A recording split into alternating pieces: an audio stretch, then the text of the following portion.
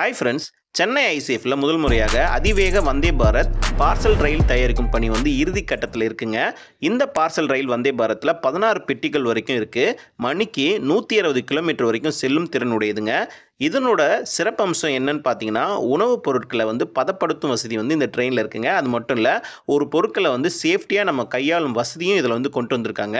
பெருநகரங்களுக்கு இடையே அதிவிரைவு ரயில் சேவையை வந்து வந்தே பாரத் வந்து கொடுத்துட்ருக்கு. அதே வந்தே பாரத் சரக்கு ரயிலையும் இனி சேவையை தொடங்க போகிறாங்க.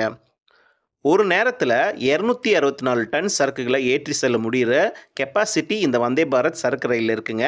இந்த ட்ரெயினோட தயாரிக்கும் பணி வந்து முடிக்கப்பட்டுருச்சு அப்படின்னா, இந்த ட்ரெயின் முதற்கட்டமாக மும்பை, டெல்லி மண்டலங்களுக்கு இந்த ட்ரெயின் வந்து இயக்க போகிறாங்கங்க.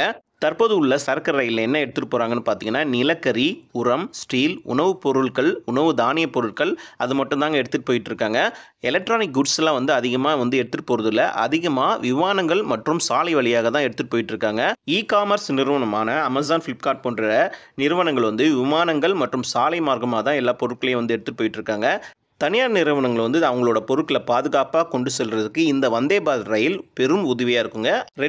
3 வழித்தடங்களில் ரயில் வேகத்தை அதிகரிச்சிருக்காங்க. மானாமதுரை டு விருதுநகர் இடையே மணிக்கு 80 கிலோமீட்டர் வேகத்தில் சென்ற ரயில்கள் இனி 110 கிலோமீட்டர் வேகம் வரைக்கும் செல்ல அனுமதிச்சிருக்காங்க.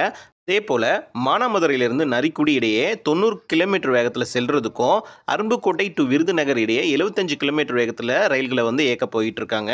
தமிழகம், கேரளாவில் கூடுதல் ரயில் பாதையை வந்து அமைச்சிட்டு இருக்காங்க.